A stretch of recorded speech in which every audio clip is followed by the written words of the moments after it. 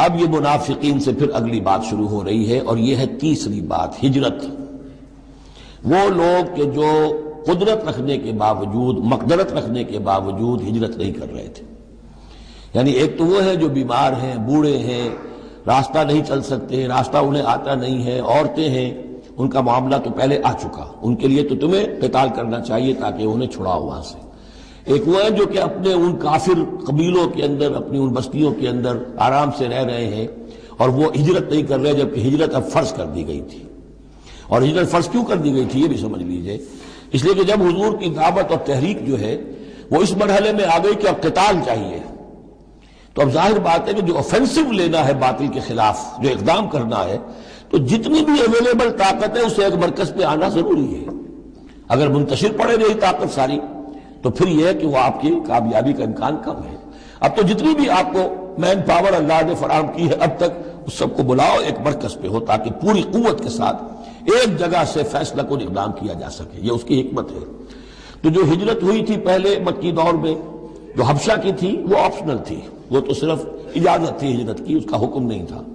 ہجرت مدینہ کا حکم تھا۔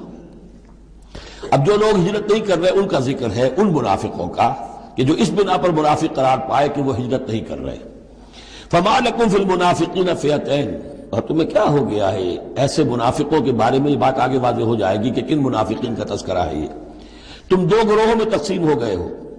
یعنی کچھ لوگ ان کی حمایت کرتے، نہیں بھائی ٹھیک ہے کوئی بات نہیں، ان کے ساتھ کوئی نرمی ہونی چاہیے، آخر ایمان تو لائے تھے نا، اب نہیں ہجرت کر سکے۔ اور کچھ لوگ جو ہے وہ اللہ کے حکم کے معاملے میں سختی سے عمل کرنا چاہتے ہیں۔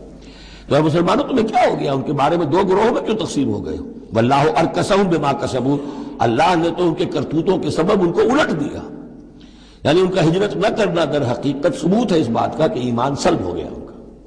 ہاں کوئی مجبوری ہوتی، عذر ہوتی تو بات اور تھی۔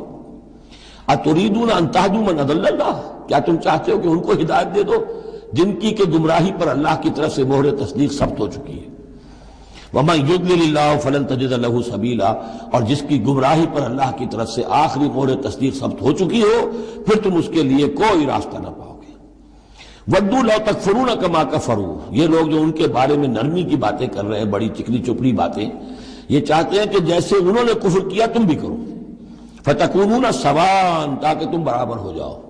بلی کی دم کٹ گئی، وہ چاہتی ہے سب بلیوں کی دمیں کٹ جائیں۔ فَلَا تَتَّخِذُوا مِنْهُمْ أَوْلِيَاءَ، تو اب ان کو اپنا دوست مت سمجھو، اپنا حمایتی مت جانو، حَتَّى يُهَاجِرُوا فِي سَبِيلِ اللَّهِ، جب تک کہ وہ ہجرت نہ کرے اللہ کی راہ میں۔ یہ گویا کہ اب لٹمس ٹیسٹ ہے ان کے ایمان کا، ہجرت نہیں کرتے تو گویا کہ مومن نہیں ہے، منافق ہے۔ وَإِن تَوَلَّوْا، اور اگر وہ پیٹ موڑ لیں، ہجرت نہ کریں، فَخُذُوهُمْ، پکڑو انہیں، وَاقْتُلُوهُمْ، قتل کرو انہیں، حیث وجدتموہ، جہاں پاؤ۔ یعنی پھر وہ کافروں کے حکم میں ہے، چاہے وہ کلمہ پڑھتے ہوں، لیکن اگر ہجرت نہیں کر رہے ہیں، جو ہجرت فرض کر دی گئی ہے ان پر، اگر وہ نہیں کر رہے ہیں تو گویا کہ وہ کافروں کے حق میں ہے، اسی کے حکم میں ہے، انہیں پکڑو، قتل کرو، جہاں پاؤ۔ وَلَا تَتَّخِذُوا مِنْهُمْ وَلِيًّا وَلَا نَصِيرًا، ان میں سے کسی کو بھی اپنا ولی اور مددگار مت بناؤ۔ إِلَّا الَّذِينَ يَصِلُونَ إِلَىٰ قَوْمٍ، اب اس میں استثناء ہے،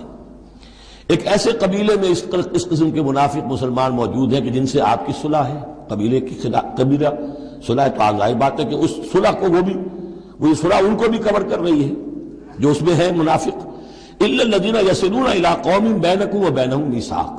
سوائے ان کے کہ جن کا تعلق ہو ایک ایسی قوم سے، ایسے قبیلے سے کہ جن کے اور تمہارے درمیان کوئی معاہدہ ہے،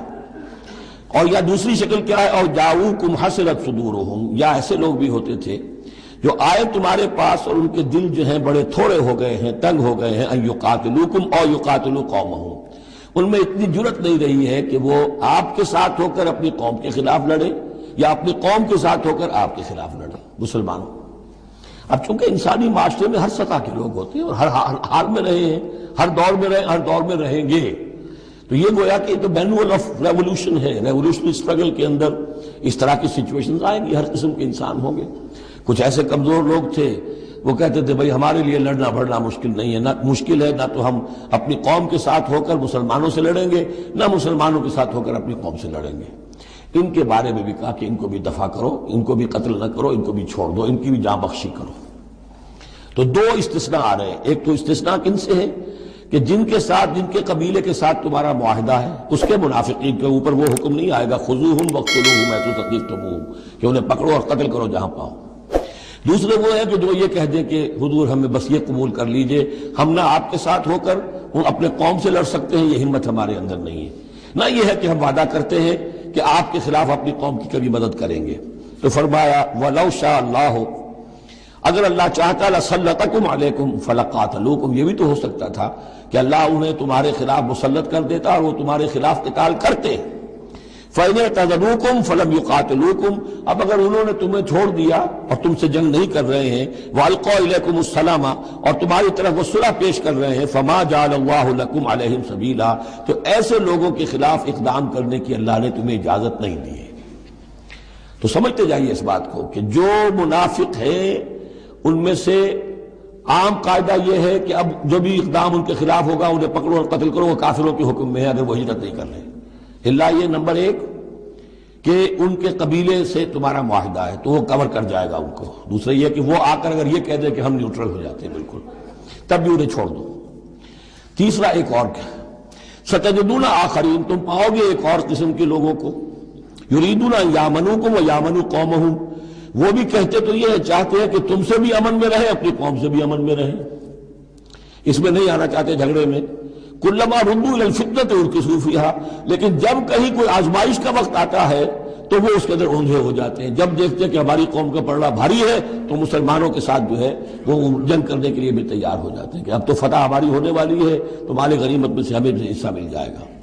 فَإِن لَمْ يَعْتَزِلُوكُمْ، تو ایسے لوگ اگر تم سے علیحدہ نہیں رہتے، باز نہیں رہتے تمہارے خلاف لڑنے سے، وَيُلْقُوا إِلَيْكُمُ السَّلَامَ، اور اگر تمہارے سامنے صلح پیش نہیں کرتے، وَيَكُفُّوا أَيْدِيَهُمْ، اور اپنے ہاتھ نہیں روکتے، فَخُذُوهُمْ، تو پکڑو انہیں، وَاقْتُلُوهُمْ، اور قتل کرو انہیں، حَيْثُ ثَقِفْتُمُوهُمْ، جہاں بھی کہیں پاؤ۔ یعنی اگر غداری انہوں نے کہی ہے، ایک وعدہ کیا تھا اس کے خلاف کیا ہے، تو پھر یہ وہ جو امان تھی وہ ختم ہو گئی۔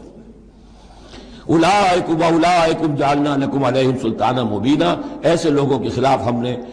تمہیں سند اور قوت عطا کر دی ہے کہ تم اس کے خلاف کھلا اقدام کر سکتے ہو۔ اب ایک اور معاشرتی مسئلہ آ رہا ہے، کیونکہ یہ جو اب چل رہی تھی، یوں سمجھیے نا کہ پورے عرب کے اندر اب تو بھٹی دہک گئی ہے، جنگیں ہو رہی ہیں، جگہ جگہ ہو رہی ہیں، مارکے ہو رہے ہیں۔ ہمارے پاس تاریخ میں جو لکھے آئے ہیں سیرت میں تو بڑے بڑے مارکے ہیں جن میں کہ حضور شریک رہے، لیکن یہ تو ایک چومکھی سی جنگ تھی جو چل رہی تھی مسلمان۔ اس سے آپ کو اندازہ ہو رہا ہے ان آیات سے کہ اصل سچویشن جو ہے وہاں کی سوشل سچویشن اور ٹرائبل جو ان کا معاشرہ تھا اس میں کیا کیا پرابلمز تھے۔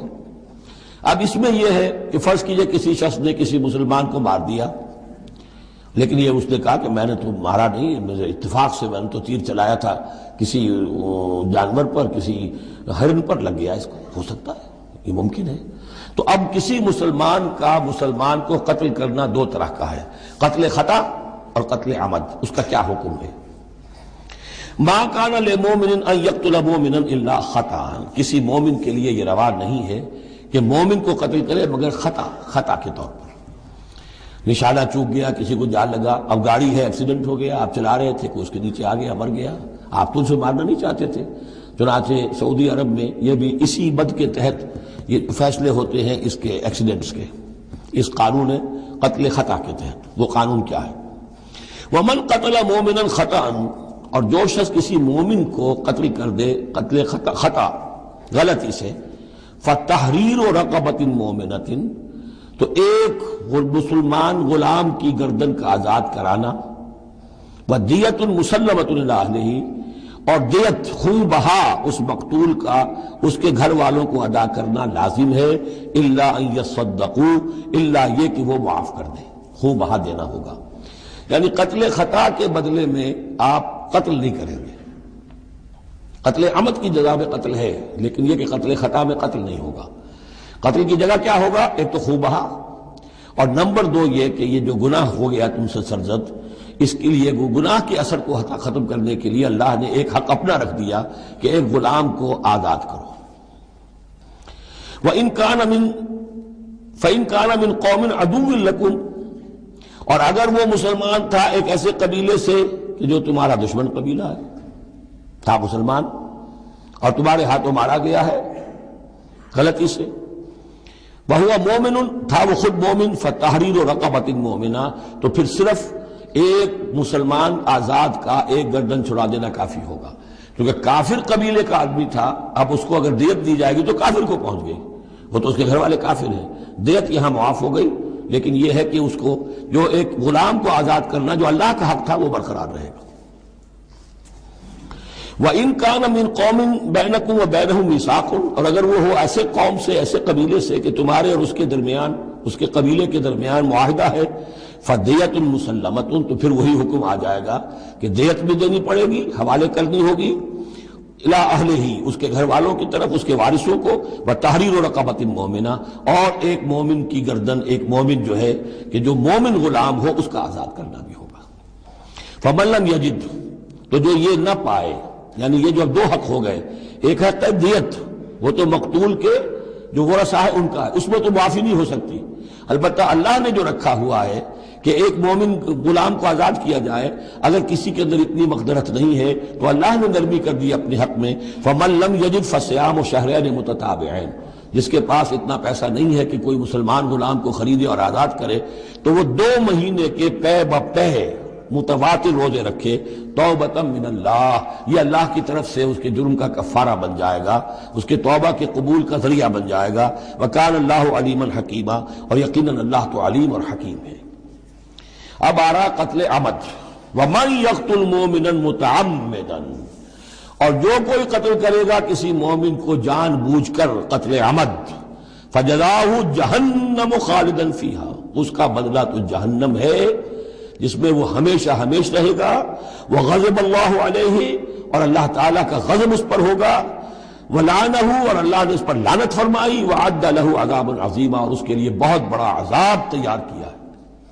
شروع میں آیا تھا کہ 2 چیزیں ہیں، حرمت جان، حرمت مال، معاشرے کی بنیاد اس پر قائم ہے، لہذا یہ کہ ایک مسلمان کا قتل کر دینا بھی اللہ کے ہاں کتنا بڑا ہے۔ آگے چل کر سورہ مائدہ میں اس سے بھی آگے آ گیا، فَكَأَنَّمَا قَتَلَ النَّاسَ جَمِيعًا، کسی ایک انسان کو ناحق قتل کر دینا بھی ایسے ہے جیسے کہ پوری نوع انسانی کو قتل کر دیا، اس لیے کہ تمدن کی جڑ کاٹ دی۔ اور اس سے اندازہ کیجئے ہمارے ہاں کتنا کچھ ایمان و اسلام ہے، یہ جان انسانی جو ہے کتنی سستی ہو چکی ہے، اور قتل عمد جس طریقے سے ہو رہا ہے، مچھر کی جان اور انسان کی جان ایک جیسی ہے۔ یا ایھا الذین آمنوا اذا ضربتم فی سبیل اللہ فتبینوا ولا تقولوا لمن القى الیکم السلام لست مؤمنا۔ اب اس آیت کو بھی آپ سمجھیں گے اسی پس منظر میں کہ یہ چومکھی جنگ چل رہی ہے، ہر جگہ ہو رہا ہے معاملہ، تو اس میں فرض کیجئے کہ کہیں کوئی مقابلہ ہوا، آپ نے سمجھا کہ یہ کافر آ رہا ہے، جب آپ اس کے قریب آئے، اسے مارنے لگے، قتل کرنے لگے، اس نے کلمہ پڑھ دیا، میں تو مسلمان ہوں، اب کیا کریں گے؟ اس کا حکم دیا جا رہا ہے۔ یا ایھا الذین آمنوا اذا ضربتم فی سبیل اللہ، اہل ایمان جب تم اللہ کی راہ میں نکلو، فتبینوا، تو تحقیق کر لیا کرو، وَأَتَقُولُوا لِمَنْ أَلْقَى إِلَيْكُمُ السَّلَامَ، اور جو شخص بھی تمہارے سامنے اسلام پیش کرے یا سلام پیش کرے، اس کو یہ مت کہو کہ لست مومنا، کہ تم مومن نہیں ہو، تمہیں کیا معلوم؟ ایمان کا تعلق دل سے ہے، دنیا کا سارا معاملہ اس کے اسلام پر ہوگا۔ اگر وہ کلمہ شہادت پڑھ رہا ہے اور اپنے اسلام کا اظہار کر رہا ہے، you have to take him on his words۔ تو یہ معاملہ ہو گیا تھا حضرت اسامہ کے ساتھ۔ حضرت اسامہ کا ایک جنگ میں ایک کافر سے دو بدو مقابلہ ہوا، جب وہ کافر بالکل زیر ہو گیا کہ اب اس کو معلوم ہوا کہ میرے لیے بچت کا کوئی راستہ نہیں ہے، انہیں کلمہ پڑھ دیا، اشہد ان لا الہ الا اللہ واشہد ان محمد رسول اللہ۔ حضرت اسامہ نے وہی سمجھا جو کوئی بھی شخص سمجھتا کہ اس نے جان بچانے کے لیے ہیلہ کیا ہے، بہانہ کیا ہے، اپنی تلوار نے روکی، قتل کر دیا، لیکن دل میں خلش رہی۔ پھر آپ کے خود انہوں نے کہا یا حضور تک اطلاع پہنچی تو حضور ناراض ہوئے، اے اسامہ کیا کرو گے اس دن، کیا جواب دو گے جب وہ کلمہ شہادت تمہارے خلاف مدعی ہو کر آئے گا کہ میرے ہوتے ہوئے تلوار چلی اس کی؟ جب انہوں نے کہا کہ وہ تو جان بچانے کے لیے اس نے کیا، ہم نے فرمایا حلا شققت قلبہ، تو تو نے اس کا دل چیر کر کیوں نہیں دیکھ لیا کہ اس کے اندر ایمان ہے کہ نہیں ہے؟ اس قدر غصے کا اور غضب کا انداز، وہی بات کہی جا رہی ہے۔ یا ایھا الذین آمنوا اذا ضربتم فی سبیل اللہ فتبینوا ولا تقولوا لمن القى الیکم السلام لست مؤمنا تبتغون عرض الحیات الدنیا۔ دیکھو تم دنیا کا سامان چاہتے ہو کہ اس کے پاس کوئی مال ہے، ہم اسے کافر قرار دیں، قتل کریں، مال غنیمت لے لیں گے۔ فعند اللہ مغانم کثیرہ، دل تھوڑا نہ کرو، اللہ کے ہاں بڑی غنیمتیں تمہارے لیے ہیں، تمہارے لیے بڑی بڑی مملکتوں کی غنیمتیں آنے والی ہیں، ان چھوٹی چھوٹی چیزوں کا اور اس کے اوپر اتنی حدود اللہ جو ہے اس سے آزادی نہ برتو۔ کذالک کنتم من قبل، دیکھو تم خود بھی تو پہلے ایسے ہی تھے، آخر ایک دور تم پر بھی تو گزرا ہے، تم سب بھی تو نو مسلم ہی ہو، ایک وقت میں تو تم میں سے ہر شخص کافر ہی تھا نا، مشرک تھا۔ کذالک کنتم من قبل، تو اتنی سمجھ لینا اللہ نے آپ کو توفیق دے دی، اللہ نے کلمہ شہادت آپ کو عطا کر دیا، رسول کی دعوت و تبلیغ سے جو ہے بہرہ مند ہونے کی توفیق دے دی، اللہ کا انعام مانو، لیکن یہ کہ اس طریقے سے لوگوں کے اس معاملے میں اتنی سخت روش اختیار نہ کرو۔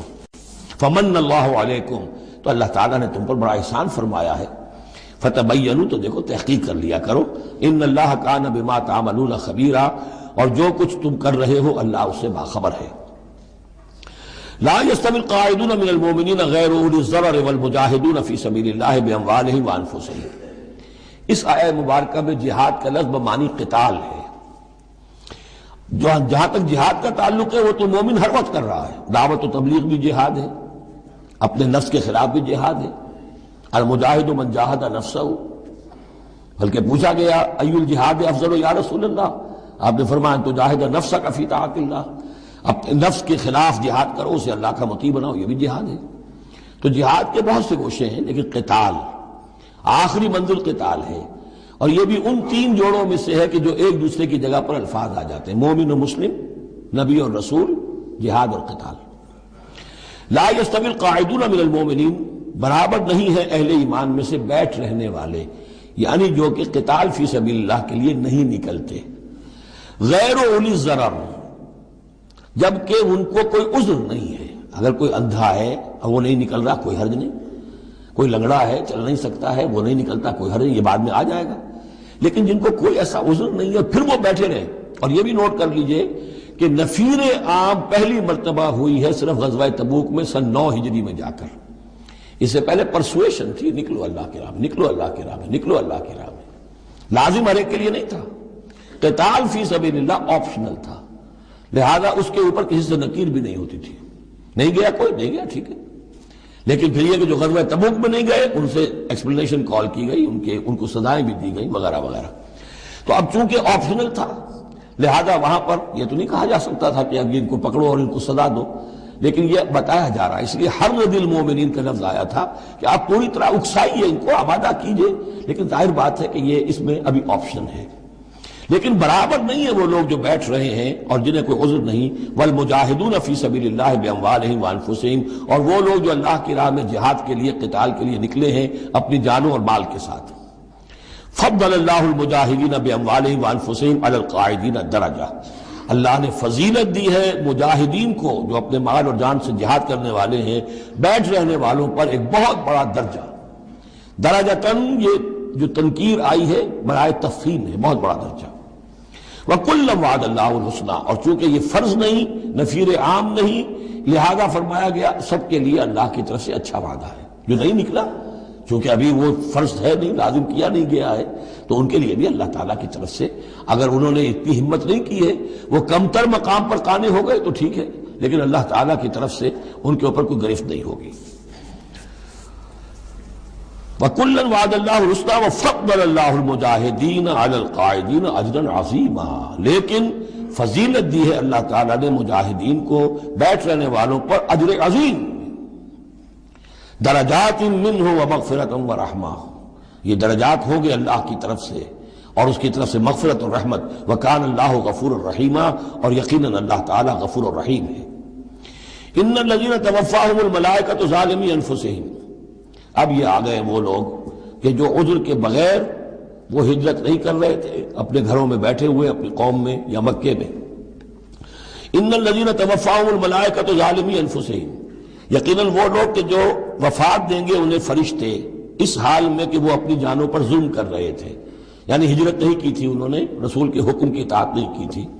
آخر موت تو آنی ہے، تو جب فرشتے ان کی روح قبض کرتے ہیں، قالوا فیما کنتم، تو وہ ان سے کہتے ہیں یا کہیں گے یا آپ کس حال میں تھے، آپ نے ایمان کا دعویٰ کیا، محمد رسول اللہ نے ہجرت کا حکم دیا، کیا ہوا آپ کو، کیوں آپ نے ہجرت نہیں کی؟ قالوا كنا مستضعفین فی الارض، تو وہ کہیں گے ہمیں دبا لیا تھا لوگوں نے، ہم مجبور ہو گئے تھے، کیا کریں، ہم معذور تھے۔ قالوا الم تکن ارض اللہ واسعہ، وہ فرشتے کہیں گے کیا اللہ کی زمین واسع نہیں ہے، وسیع نہیں ہے، کھلی نہیں ہے، کشادہ نہیں ہے؟ فتہاجروا فیہا، کہ تم اس پہ ہجرت کرتے۔ فاولئک مأواہم جہنم، تو یہ وہ لوگ ہیں جن کا ٹھکانہ جہنم ہے، وساءت مصیرا، اور وہ بہت بری جگہ ہے ٹھہرنے کی۔ الا المستضعفین من الرجال، ہاں ایسے لوگ جو واقعتاً جن کو اب چینز پہنا دی گئی ہوں، زنجیروں میں جکڑ کر جن کو کہ گھروں میں رکھا گیا، ان کا معاملہ ہو رہا ہے کہ جنہیں دبا دیا گیا ہو۔ مستضعفین من الرجال والنساء، اور عورتیں، ان کے لیے تنہا سفر کرنا، ایسے بھی عورتیں تھیں جن تنہا ہجرت کی ہے لیکن ہر ایک کے لیے تو نہیں۔ والولدان، اور بچے، لا یستطیعون حیلۃ، کہ نہ ان کے پاس کوئی تدبیر ہے، ولا یہتدون سبیلا، نہ وہ راستہ جانتے ہیں۔ فاولئک عسى اللہ ان یعفو عنہم، یہ وہ لوگ ہیں کہ اللہ تعالیٰ ان کو معاف فرمائے گا۔ اگر عذر تھا، مجبوری تھی، نہیں جا سکتے تھے، بچے ہیں، عورتیں، ان کے لیے کہا گیا تھا کہ ان کے لیے قتال فی سبیل اللہ کرو، انہیں جا کے چھڑاؤ۔ لیکن جو لوگ بغیر عذر کے وہاں بیٹھے ہوئے ہیں وہ منافق ہیں کٹر، ان سے تمہارا کوئی تعلق نہیں جب تک کہ وہ ہجرت نہ کریں، بلکہ وہ قتال کے معاملے میں بالکل کفار کے برابر ہے۔ الا المستضعفین من الرجال والنساء والولدان لا يستطيعون حیلۃ ولا يهتدون سبیلا فاولئک عسى الله ان يعفو عنهم وكان الله عفوا غفورا، اور اللہ تعالیٰ بخشنے والا اور معاف فرمانے والا ہے۔ ومن يهاجر في سبيل الله، اور جو کوئی ہجرت کرے گا اللہ کی راہ میں، یجد فی الارض مراغما کثیرا وسعا، وہ زمین میں پائے گا کشادگی بہت بڑی اور وسعت۔ ان ارضی واسعۃ فإیایا فاعبدون، سورہ عنکبوت میں آپ پڑھیں گے، میری زمین بڑی کشادہ ہے، اگر یہاں اللہ کی بندگی نہیں کر سکتے ہو تو کہیں اور چلے جاؤ۔ ومن یہاجر فی سبیل اللہ یجد فی الارض مراغما کثیرا وسعا ومن یخرج من بیتہ مہاجرا، اور اس کے ساتھ ساتھ یہ بھی سمجھ لو جو شخص اپنے گھر سے نکل کھڑا ہوا ہجرت کے لیے، الی اللہ ورسولہ، اللہ اور اس کے رسول کی طرف، دولت کے لیے نہیں۔ یہ حدیث نبوی جو ہے کہ ایک شخص وہ ہے جو ہجرت کرتا ہے کسی عورت سے نکاح کے لیے، ایک شخص وہ ہے جو دولت کے لیے کرتا ہے، وہ نہیں۔ فہجرتہم الی ما ہاجر الیہ، اس کی ہجرت اس میں شمار ہوگی۔ جس نے اللہ اور اس کے رسول کی طرف ہجرت کی خلوص نیت کے ساتھ، گھر سے نکل کھڑا ہوا، ثم یدرکہ الموت، پھر اسے موت نے آ لیا، وہ نہیں پہنچ سکا مدینہ منورہ، حضور کے قدموں تک رسائی نہیں ہو سکی، بمصطفیٰ برسا خیش راہ کے دی ہمعوس، اس تک نہیں ہو سکا، فقد وقع اجرہ علی اللہ، تو اس کا اجر اللہ کے ذمے ثابت ہو گیا۔ یعنی وہ نیت کر کے نکل آیا خلوص نیت کے ساتھ، اللہ اور اس کے رسول کے حکم سمجھ کر وہ نکل آیا ہے، دار الہجرت تک نہیں پہنچ پایا، درمیانی میں کہیں اس کی موت واقع ہو گئی، فقد وقع اجرہ علی اللہ، اللہ کے ذمے اس کا اجر جو ہے وہ اللہ کے ذمے ثابت ہے۔ وَكَانَ اللَّهُ غَفُورًا رَحِيمًا، اور یقیناً اللہ تعالیٰ غفور ہے، بخشنے والا، اور رحیم ہے، رحم فرمانے والا۔ وَإِذَا ضَرَبْتُمْ فِي الْأَرْضِ فَلَيْسَ عَلَيْكُمْ جُنَاحٌ أَن تَقْصُرُوا مِنَ الصَّلَاةِ صدق اللہ العظیم۔